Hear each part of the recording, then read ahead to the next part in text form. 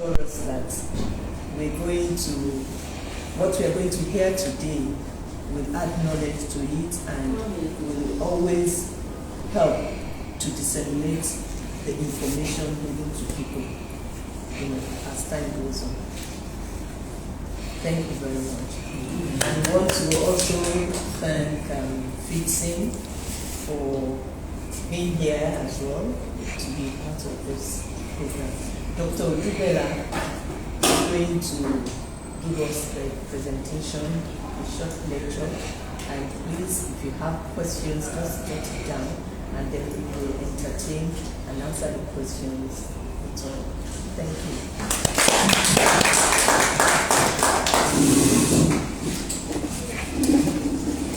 Good morning, everyone. I'm Dr. Odubela. We'll be presenting this topic on glaucoma, and we'll talk about the hereditary pattern or the inheritance of the disease.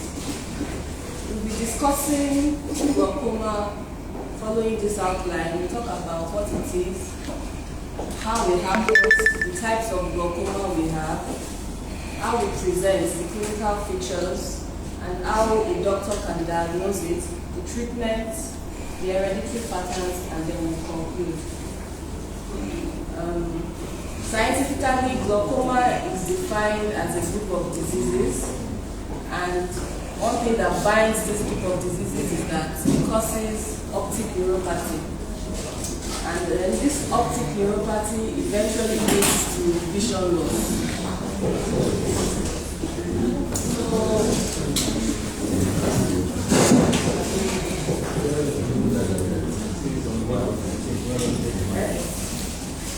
So the eye is an extension of the brain. You can see here, this picture shows the brain and the eye in front. The optic nerve, which is involved in glaucoma damage, comes through from the brain to the eye. So with glaucoma, there's damage to this nerve. So what exactly is a nerve? A nerve is a structure in the body that carries electrical signals. So it carries electrical signals from the eye and transmits it to the brain. When it does this, it carries the signals to the brain and enables us to interpret it as vision. So the fact that we all can see what we can see currently is because the nerve is intact. So any damage to this nerve will cause disturbances in our vision. And this nerve is critical to what glaucoma is all about. So this is a picture of what the nerve is. So the nerve is not one structure. The nerve is many structures in one. We can describe the nerve as a big bunch of rods that have tiny strands in it. So one strand or one stick of a broom cannot sweep the floor, but a bunch of them can sweep the floor. So it's the same thing with the nerve. A bunch of them, you can see that there are a number of fibers. These are fibers. Ideally, the optic nerve, which is the nerve of the eye, has approximately 1 million of them when we are born. But as we get older, these nerves reduce in quantity. Also, diseases like glaucoma also accelerate the death of these nerves. So we start off at 1 million, and as we go on with our years, it reduces. Glaucoma also reduces it significantly. So there are many things that can damage the optic nerve, which is the nerve of the eye. But today, we call in on glaucoma. Many other diseases, many other conditions affect the nerve. Cardiovascular conditions like diabetes, hypertension, they affect the nerve in that they affect the quality of blood that gets into it. If we sleep and we snore, and during our snoring we have periods of time when oxygen is not going in, it can also affect the nerve. Some people have hereditary conditions when they are born with it. Trauma can also cause. Trauma is head injury. Maybe somebody has an accident and hits their head or their face. this damage can affect the nerve. Remember, we said this nerve is an extension from the brain. So if we have any brain lesion, maybe there's a cancer of the brain, it can also impact on the quality of the nerve. So let's talk about what glaucoma is. Glaucoma is a condition where there's damage to the nerve. But how does it happen? It happens because there is pressure build up in the eye. So this is a schematic diagram of what the eye is, of what the eye is, and this is the nerve. So this first picture shows us how the eye is in a normal individual, where everything is normal. But when there's pressure build up in the eye, as in the case of this second diagram, it affects the integrity of the nerve. We talk about pressure a lot when we talk about glaucoma, because pressure is integral to the damage of the optic nerve in glaucoma. You'll notice in this second diagram, we noted that there's pressure build-up. So let's know why and how pressure builds up in the eye. Pressure builds up in the eye because the pathway through which fluid, which is continually being produced in the eye, that pathway through how it will get out of the eye back into the circulation is impeded in glaucoma. There are many types of glaucoma, but this is the central pathology. This is central to all types of glaucoma, that pressure control is not optimal. So naturally, when in the eye, in the normal space of the eye, there's a fluid in our eye called aqueous. Aqueous is being produced continuously, whether the eye sees or whether the eye does not see. Aqueous is being produced. Aqueous is produced in the eye, and it is supposed to exit the eye through a pathway in the eye as well. However, in glaucoma, this pathway can be restricted. So the way we explain it to our patients sometimes is that there is an inflow and an outflow. So an inflow, that is water is getting into a big reservoir, and we expect water to also exit out of the reservoir.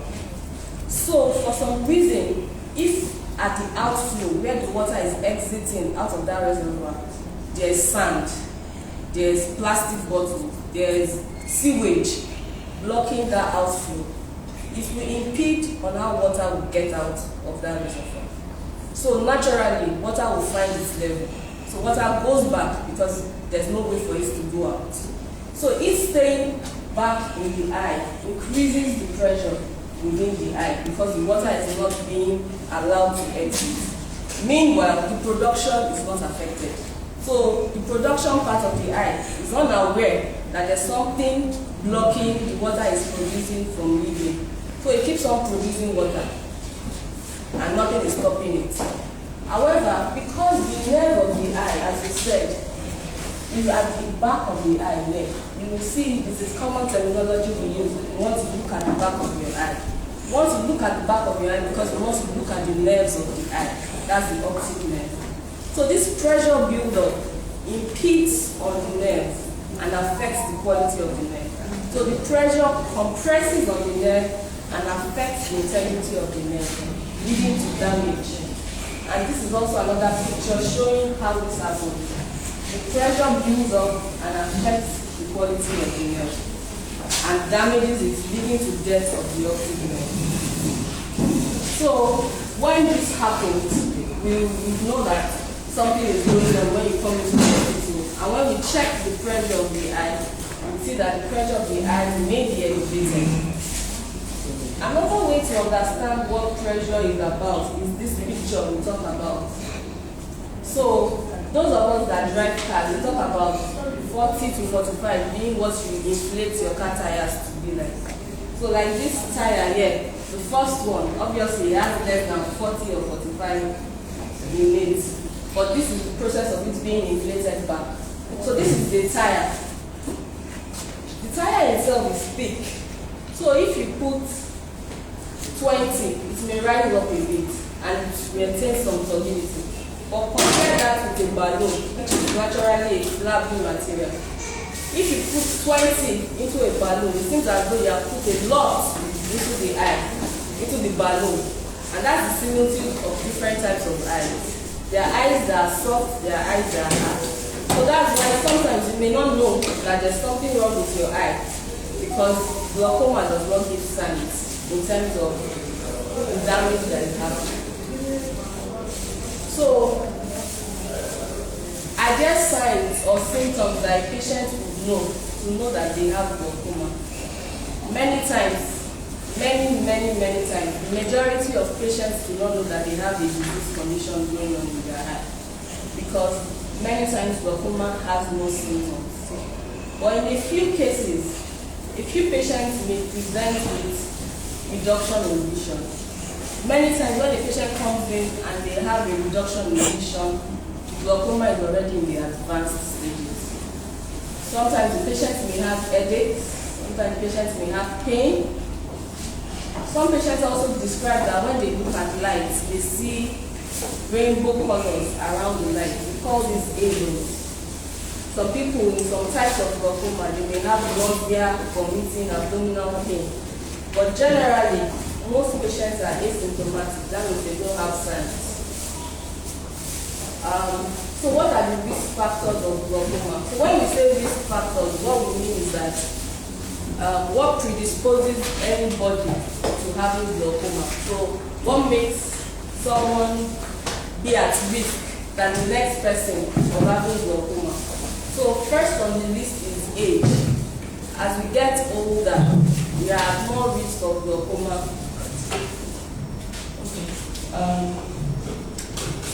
So, for those that didn't hear me earlier, I'll just do a brief recap in a few minutes to say what exactly we've been talking about. We've been talking about glaucoma, and we have described that glaucoma is a blinding eye disease. It is a disease that represents a number of diseases, because it's not just one entity, it's many entities in one. But they have something characteristic to all of them. What is characteristic to all of them is that there's damage to the optic nerve. And when there's damage to the optic nerve, there's resultant disturbance in the quality of our vision. So, what is the optic nerve? The optic nerve is the nerve that connects the eye to the brain that enables us to translate it as vision. So the optic nerve is the connection of the eye to the brain that enables us to see. The optic nerve is the nerve of the eye, and each eye has its own nerve. So one eye, left eye has its left optic nerve, right eye has its own right optic nerve. They are independent. So each eye is managed independently because the optic nerve is individuality to one of them. What is a nerve? A nerve is a structure in the body that transmits electrical signals. The electrical signals helps us to see. The nerve is not one structure. It's many structures bundled up as one. And we explained earlier that the similitude is like a bunch of drums. A bunch of drums has a lot of drumsticks in it. And all of this helps to enable the quality of vision that we see. So, I also said earlier that when we are born, we have approximately about 1 million bundled nerves that make this bundle of nerves we call optic nerves. But as we age, we run out of these nerves. And disease conditions like we talk about today now, optic nerve, glaucoma hastens the process of losing these individual fibers in the optic nerve. We also mentioned earlier that it's not only glaucoma that can affect the integrity of the optic nerve. There are many other conditions that can affect the integrity of the optic nerve, like our cardiovascular diseases like diabetes, hypertension, drugs. Some drugs that we take in can cause it. Alcohol inside can cause reduction in our ability to absorb nutrients. Trauma, head injuries can also cause damage to our optic nerve. Also, if you recall, we mentioned it's an extension of the brain. So persons that have brain diseases, brain cancers, They are also at risk of damage to their optic nerve. And then we now honed in on what exactly glaucoma is and how glaucoma affects the optic nerve. So we mentioned that glaucoma is a disease that affects the optic nerve and eventually leads to vision disturbances. But how it does it is primarily linked to the pressure within the eye. We explained earlier that in the eye, fluid is continually being produced, and the fluid is known as aqueous humor. This aqueous humor is continually produced and it is continually being reabsorbed from the eye.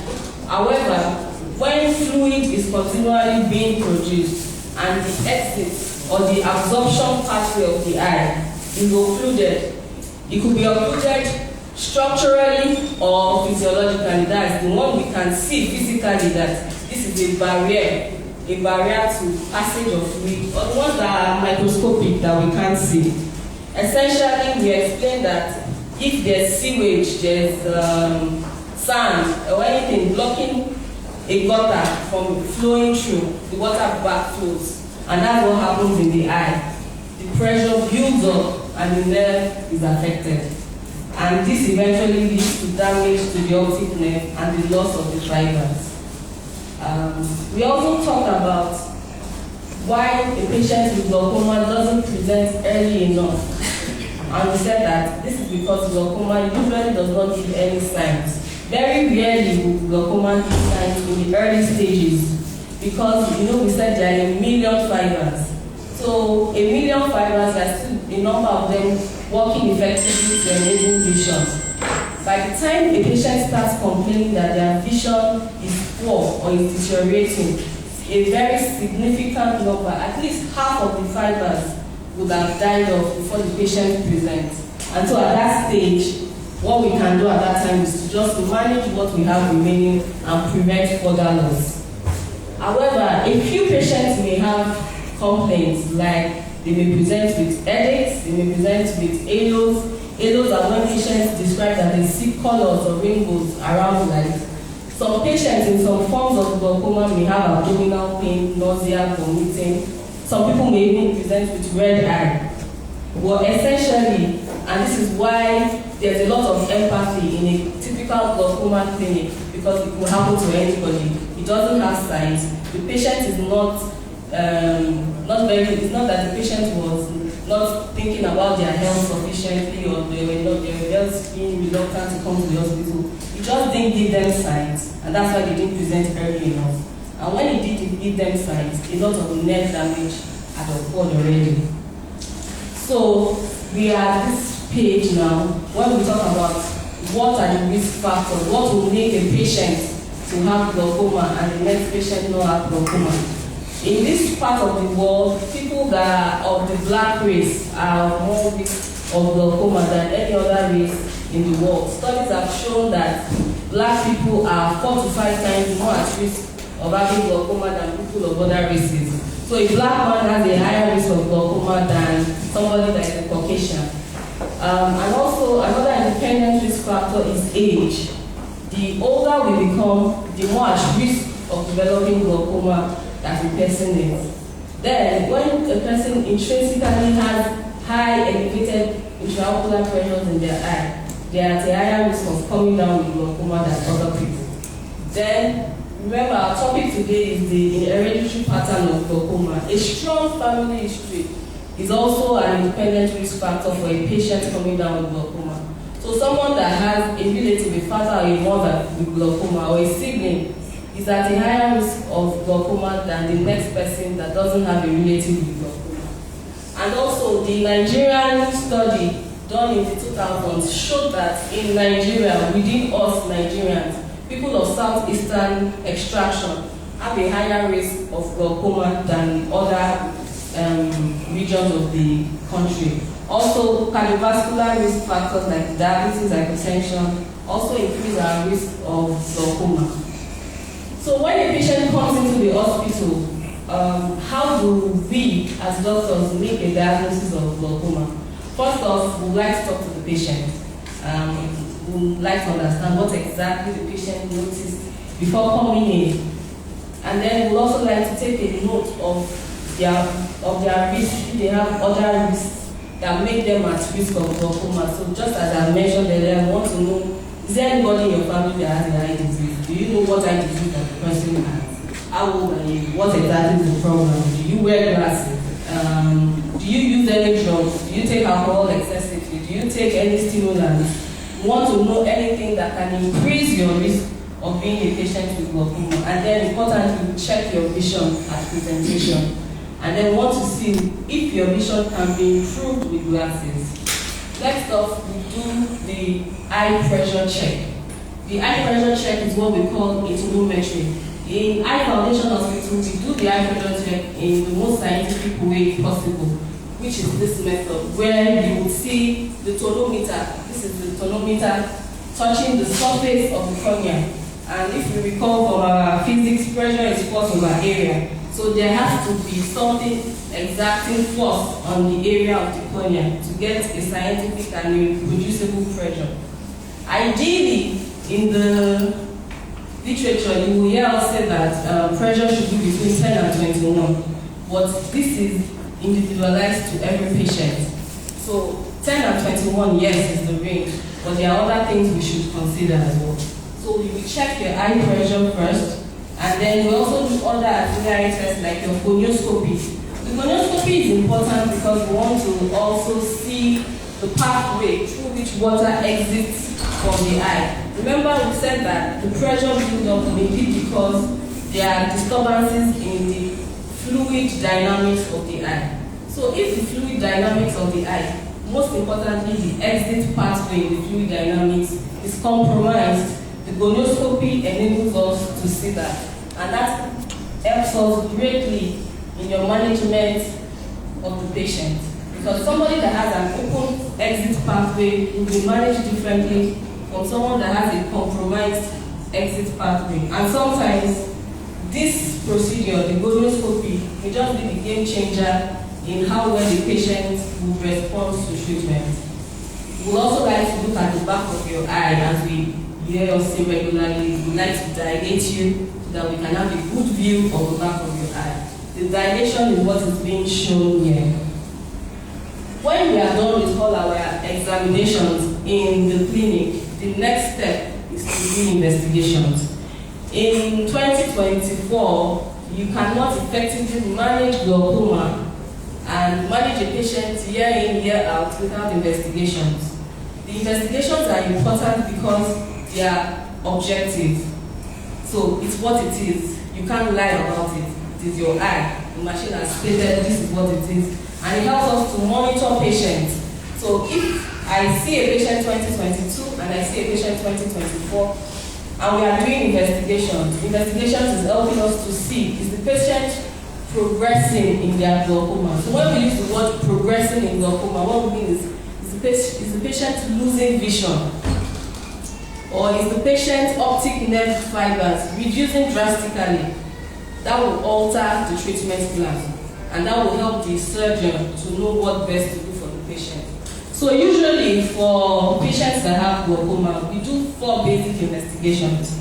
The first one being shown here is called a central corneal thickness. We also call it a pachymetry. What it does is that it measures the thickness in the front part of our eye. And when it measures this thickness, it is an adjustment factor for us, so that whenever we check the patient's pressures in the hospital, when we check the pressure through this method, we know whether if we get 12, we know whether we should add 2 or 6, or whether we should deduct, or whether that is exactly what it is. Say for example, a patient comes into the hospital and the pressure is 18.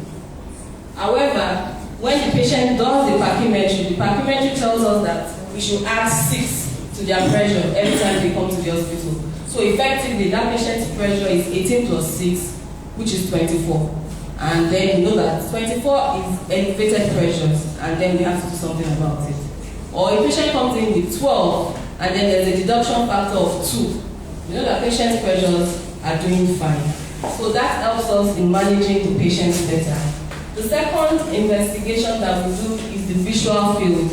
The visual field helps us to objectively see the places, the peripheral visual field of the patient. It's an objective way of knowing how well the patient sees. So this is a normal result in that it is all clear. But for a patient that has poor vision or is missing some areas in their vision, it will present like this. It will present with dark spots or gray spots. So a patient may come in like this in the normal patient, or in early stages of vision loss where we are seeing the dark patches. It's getting to moderate here, so you are seeing a lot of dark areas, and then this is the advanced stage. In this advanced stage, what it means is that even if that patient can see up to the last line on the reading chart, when we come into the hospital, that first place we get in, the visual acuity, even if a patient can get to the last line, they may still have this kind of vision, meaning that their vision is what we call tunnel.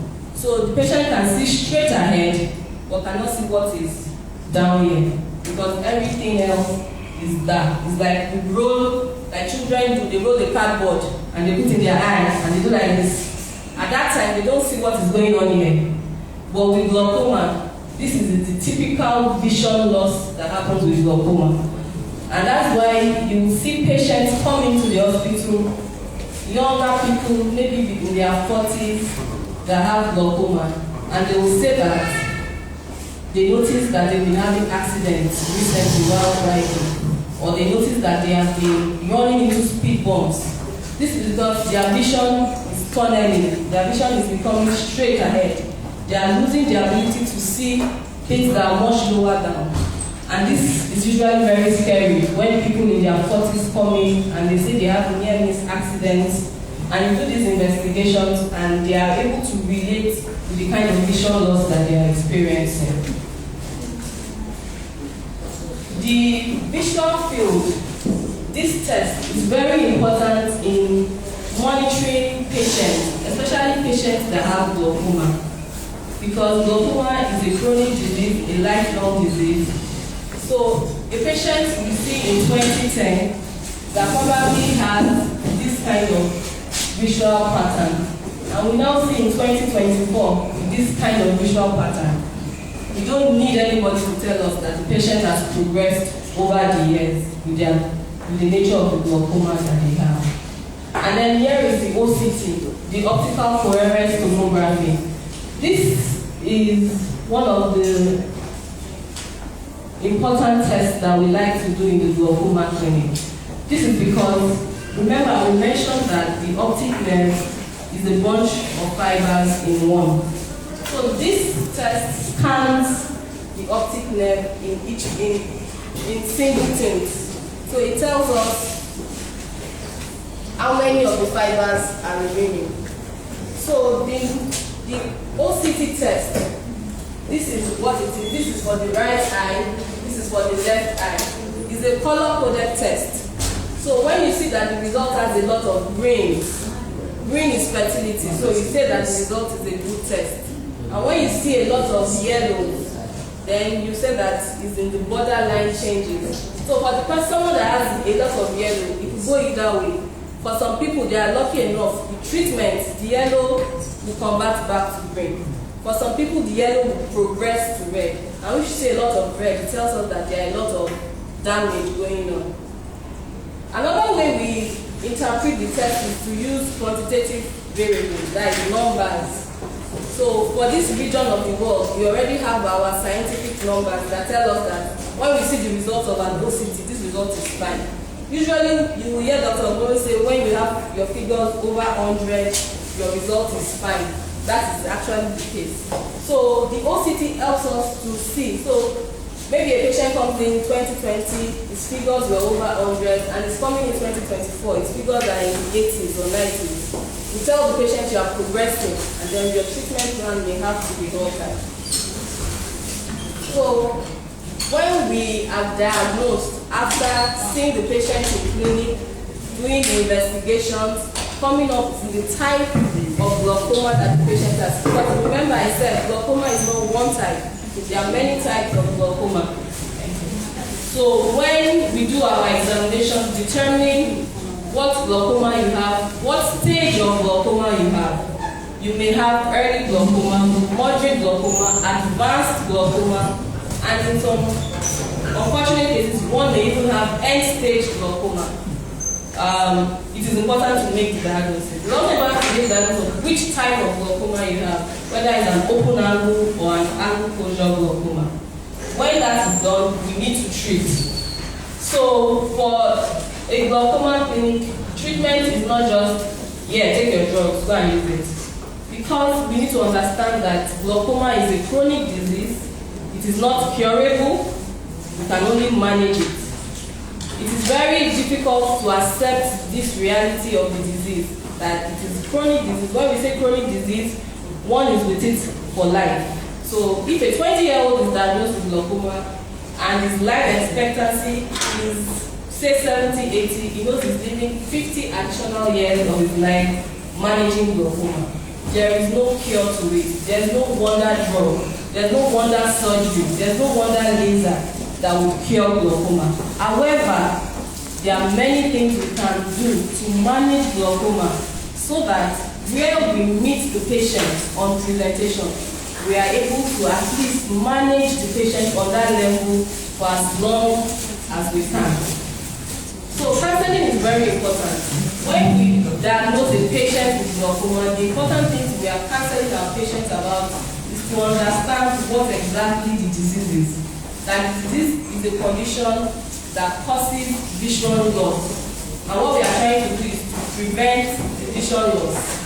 And so there are modalities of treatment. The modalities of treatment include medical, laser, and surgery. So when we say medical treatment, what we mean is that when we say medical treatment, what we mean is that we want to give you eye drops or we want to give you oral medications, and in some rare cases, we may give infusion as if you are giving a drip. This is not very common. But what is most common is giving eye drops and giving oral tablets to manage glaucoma. Managing glaucoma usually, commonly, is the use of eye drops. Eye drops is the commonest way of managing glaucoma. And the use of eye drops, we should talk briefly on how we should use our eye drops. So I put this here so we can explain to us how we should put our eye drops. It is advocated where possible that someone else with the installation of eye drops. Where possible, it's better that someone puts the eye drops for us because the person has a higher chance of ensuring the eye drop gets into the eye. But when it's not possible and someone has to do it for themselves, first, number one, tilt your head back. So the purpose of tilting the head back is to ensure stability and to ensure that the eye drop gets into the eye. And then the second step is pulling down the lower lid. Pulling down the lower lid creates the opening, which is a natural opening in the eye. It's a space, a gutter. The picture calls it a pocket. It's a pocket that will retain just one drop. Eye drops are one drop. When we instill 2 drops, this is wasted. It doesn't get in. It spills out of the eye. So that's why we also advocate someone do it for you. If someone does it, they are sure that the 1 drop they are putting is getting into the eye. So 1 drop is all we need. And that's just what we're doing. Put a drop into the eye. And when we are done putting the drop, it's very important that we shut them. It's very important that once the drop gets into the eye is shut immediately. And then again, when the eye is shut, we should do what is called a punctal occlusion. So there's a junction between our eye and the bridge of the nose. So with the index finger, it's advocated that we touch the junction of the eye and the nose. The purpose of doing this is to be sure that the eye drop stays within the eye and the eye drop is not immediately absorbed into the system. The eye has a connection to the nose and from the nose into our body system. So if we put the eye drop and we don't do what is called a punctal occlusion, there is a high possibility the eye drop exits the eye faster than we intend it to. and it exits the eye, and it doesn't retain in the eye to elicit the effect it's supposed to. So the use of eye drops, which are usually the commonest way of managing glaucoma, is very important that is efficiently done. So we can get value for money. Eye drops are quite on the eye side these days. So when we put these drops, we should put them effectively so we get the results we are supposed to get from them. Other methods of treating glaucoma are lasers. There are different types of lasers. Lasers essentially help to control eye pressure, just like the eye drops do. Eye drops also help to maintain pressure. This is also another type of laser. This laser also helps to maintain pressure. Eventually, when we try medical treatment, that is with the use of eye drops, tablets, or laser, and we see that patient's eye pressure is not adequately controlled, the target pressure is usually set, which is individualistic to every patient. For some patients, their target is 12. For some patients, their target is 14. So if despite using eye drops, having done laser, a patient's pressure does not get to the target we set for them, we may have to do surgery. Also, surgery is usually advocated first line for younger people. So somebody may come in young, and we know that the person has a higher life expectancy. So we don't want the patient to naturally progress or naturally decline. We may advise the patient to go in for surgery as we meet the patient, because we know the patient is young and has a long length of years to have glaucoma for. So for some patients, we may do surgery as your first initial treatment option. So when we have done the treatment procedure, laser, medical, or surgery, the patient is followed up. Glaucoma is not a disease condition where, okay, I'm using eye drops, I can go. That is usually one of the sad things that we see in clinic. The patient says, I come, they gave me eye drops and I went. And then you see the patient many months or years down the line, and the patient comes with very poor vision, maybe in one eye or in both eyes. It is important to understand and come to a realization when a diagnosis of glaucoma is made that this is a disease and have to manage it. Everybody has something they are managing. Everybody has something under their throat. So let's not be excessively emotional about glaucoma because of the vision loss it is attended with. We have to understand that it's something we have to fight. Glaucoma is something that we say, like gravity. It wants to take the vision, it wants to come down. The purpose of treatment is to put stops. So the vision wants to decline. The vision wants to come down because the optic nerve is being damaged. So the purpose of you using eye drops, laser, or having surgery is to put stop gaps in this decline. And the decline is eventually it's getting to the floor, and that's what we want to try to stop. The purpose of this discussion was to also talk about the hereditary patterns of glaucoma.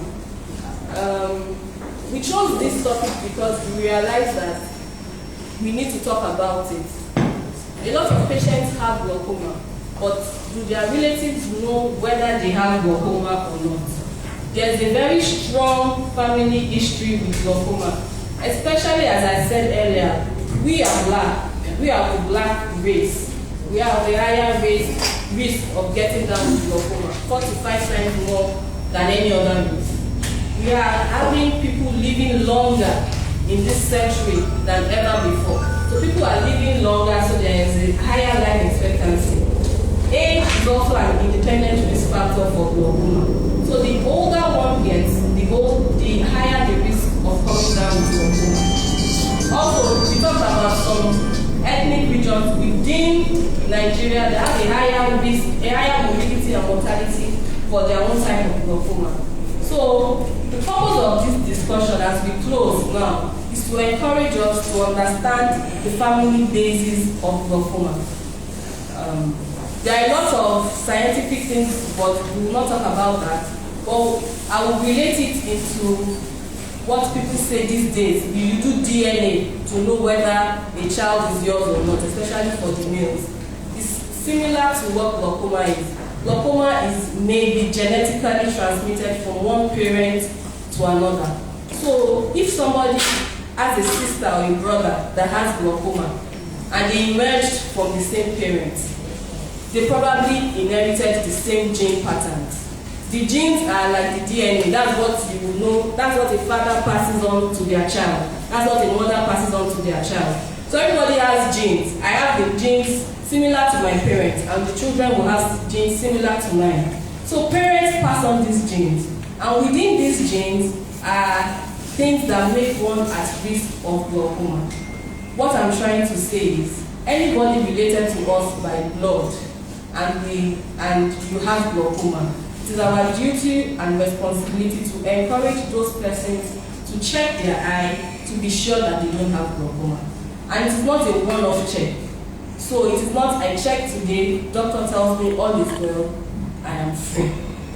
It is a continual check, especially when there's a strong family history of glaucoma. So if somebody has an aunt, a mother that has glaucoma, it is a lifelong check of glaucoma. And how do you check?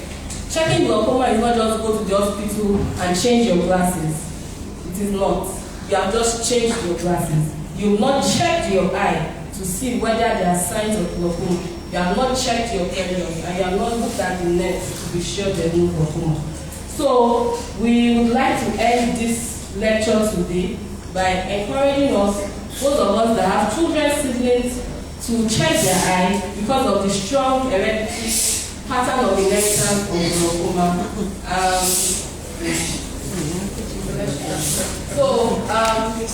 Thank you very much for listening. But before we close, Dr. Okoro would like to say a few words.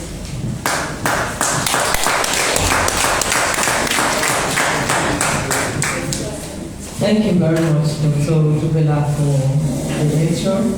And this is actually enlightening. And we know that the theme for this week is uniting fight glaucoma.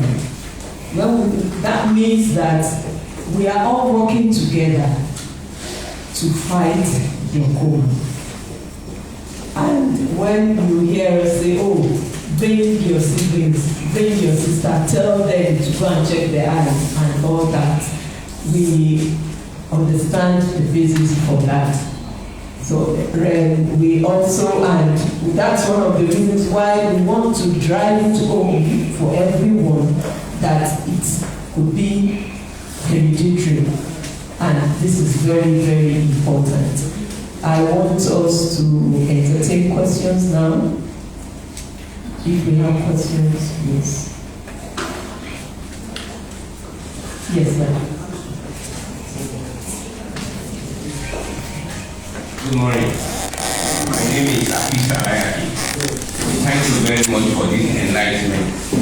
Today, I use myself as a test case. I had glaucoma surgery. But I've been very apprehensive that with all the surgery I've done, I have the feeling that I can still go down with blindness.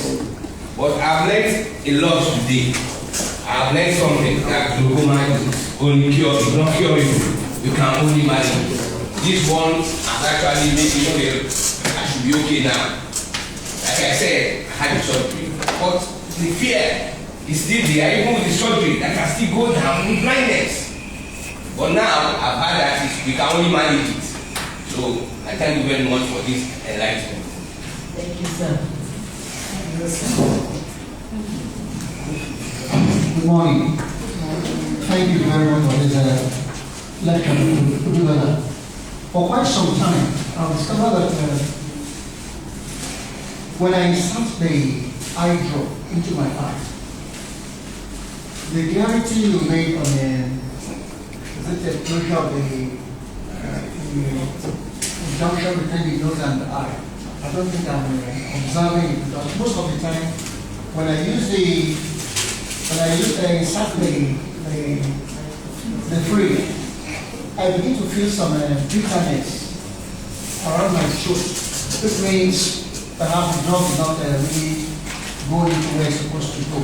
So thank you for that clarity. May God bless you. Good morning. Let me just say thank you again once again. I want to address my that I spoke initially, and it's just for everybody here. Fear kills. That is what we should understand.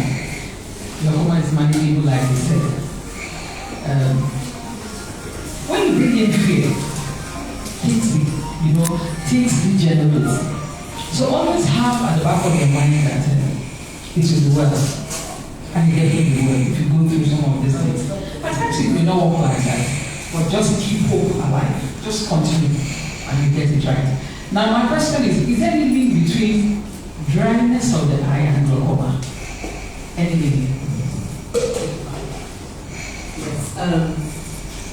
First of all, I will address the contour because there are two openings here, just at the corner of the eye, which leads to the nose, as Dr. Odubela mentioned earlier on, and the nose has a link to the foot, and that is why sometimes when you want to tell you can actually get it into the foot.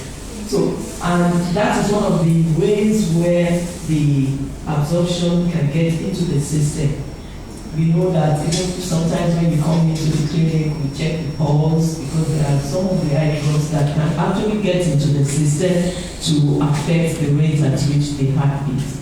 So if there is, that's the connection. That's why it's important to always press on those areas where we mention why you put the eye drops. And then the relationship between dryness and glaucoma actually comes with the eye drops. The eye drops, most of the eye drops that are in the market, they have preservatives. And these preservatives actually cause some dryness or changes in some people may even react to these preservatives, and that's where the dryness comes. And some people may be having some discomfort, maybe like foreign body, as if there's sand particles in their eyes and all that. Or some people may have burning sensation. That's one of the reasons why we give lubricant for people. And sometimes we try as much as possible to reduce the number of drugs an individual is using. There are some drugs that they have combination drugs that they may have two eye drops combined in one. So this will reduce the number of eye drops we are using at a particular time. So that's the relationship between the dryness and the eye and the glaucoma. Thank you.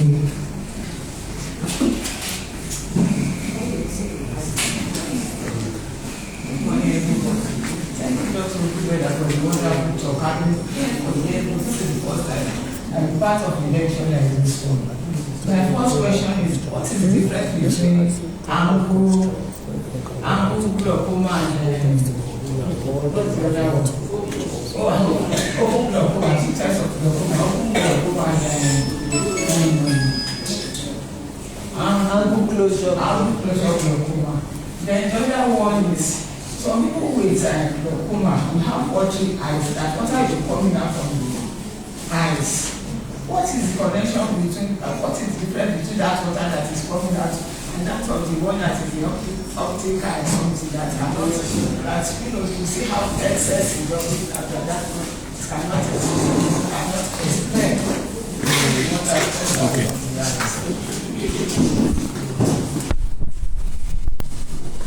Thank you. We want to actually restrict the number of the questions now so that we can quickly finish and go to the clinic. We don't waste our time.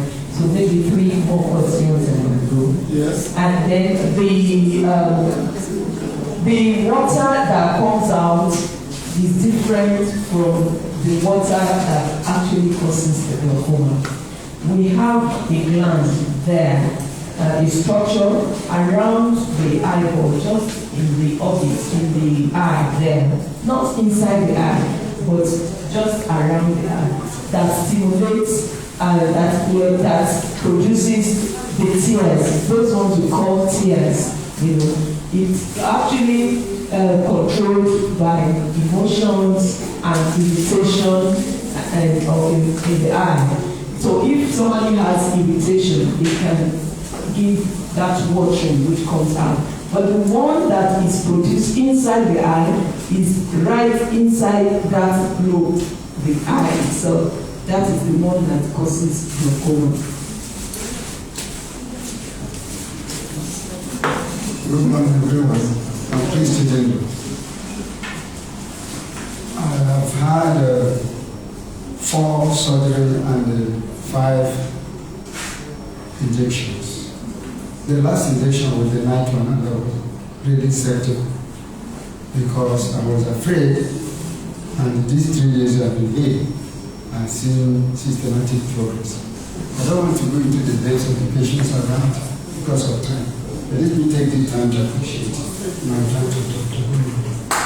She has been the kind of mother and my family. The last injection was her. My family, those are brothers, they said, no, I'm not going to take the night one.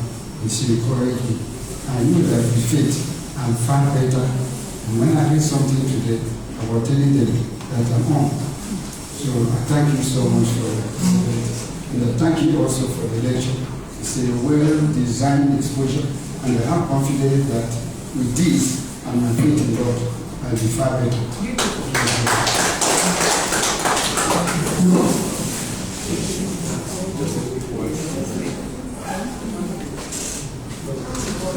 Good morning, all. Once again, I want to join others to appreciate our doctors, especially our mama. Thank you. You have been very wonderful. You have been accommodating, and you have been so precious to us. We that you have gone through nice under you. We say thank you. I want to ask now my question. Dr. Odubela, thank you very much for this wonderful lecture. I pray that this lecture will be a continuing, because this is my first time of coming for this lecture here. And I've been with you since about 3 or 4 years now with the family. Cataracts and glaucoma. Can we have something to hear about somebody that has cataracts and has already diagnosed of having glaucoma? Does one affect each other? I just want to know. Thank you very much for this. Can we just take the just a very good one. Yes, I appreciate our doctors here. My question is, how often for the distance by the side of the wall? Take it off.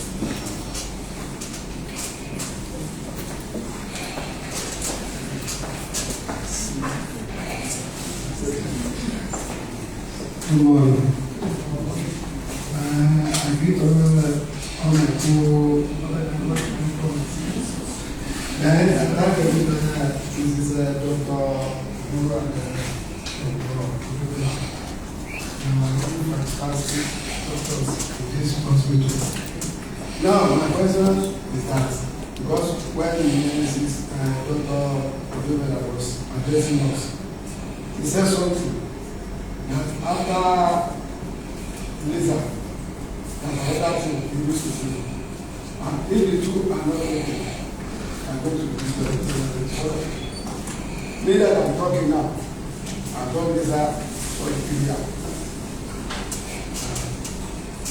And you can start eye job for me, which I'm using how to do it. Thank God. As I'm talking to you, I was standing before you. I could not see. Yes, I was standing. And when I heard Dr. Odubela say that this glaucoma is not fraudulent, and she said also the same thing that after these surgeries and other things that they will do surgery. And for my own case now, as I said, I cannot see anything. And I'm not yet due, I'm not get any surgery on my own. So I was there to explain on that matter. Because that time I was ready to do surgery, but the information I got there was that the Lord knew that my own is 50-50. That's what I got my own.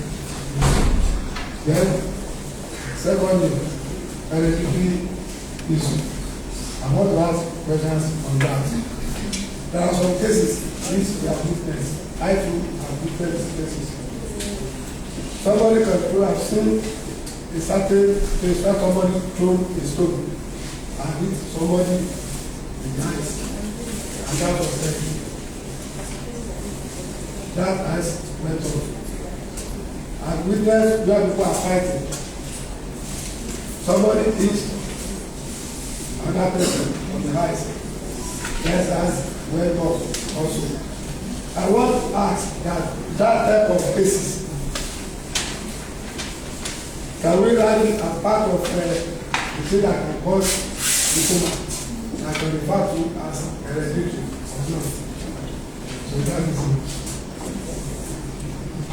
Thank you, sir. The first question is the cataract and glaucoma. They are somehow related because there is one common thing between them, that is the age.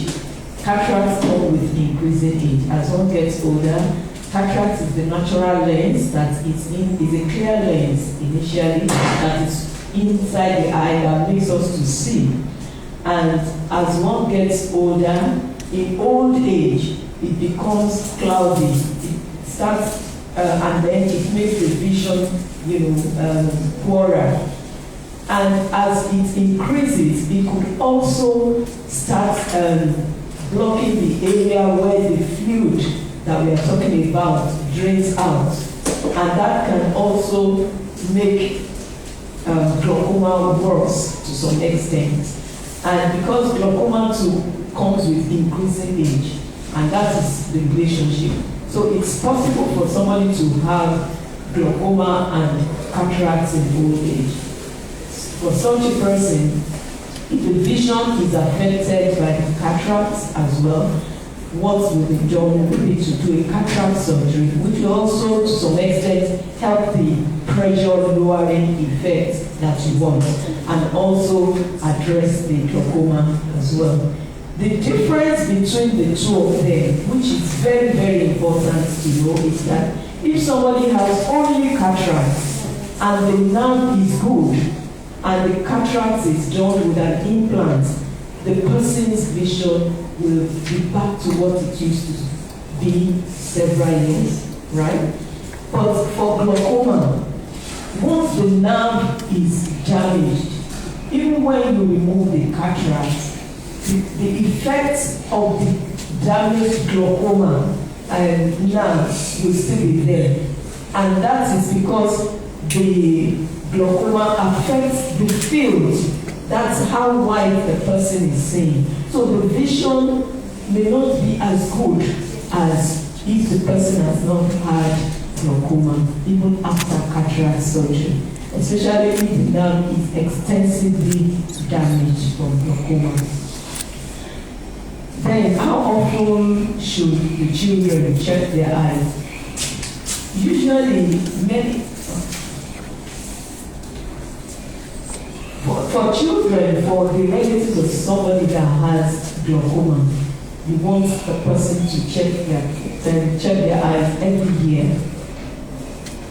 And one of the things, like when we say World Glaucoma Week, it's a yearly occurrence, and then you can even target to maybe the person's birthday or that every year I must go and check my eyes. So that is one.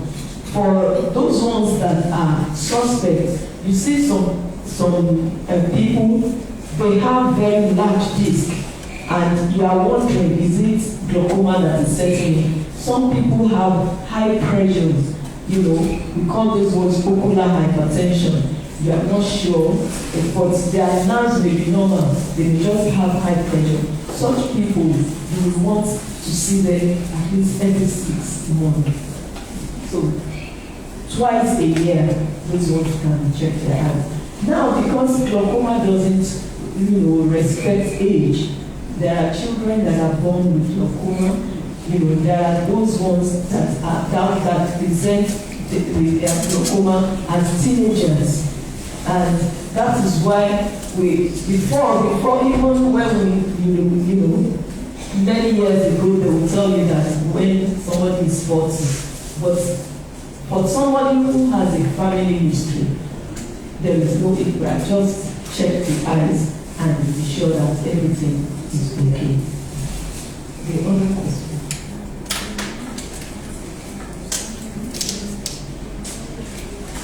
Okay, for the vision, there are different levels of vision loss.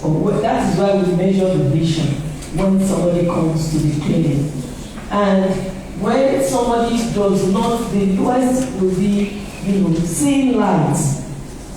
If somebody comes in not even able to see light at all, that means there is no vision at all. That means all the nerves are gone. And for such a person, the person may still have very high pressure, which may cause very painful eye in future, and that's why sometimes when people come in with such very poor vision, you know that even when you do surgery, it's not going to improve the person's vision. You may just want to reduce the person's vision in that case, and the laser will be the safest thing to do for that person.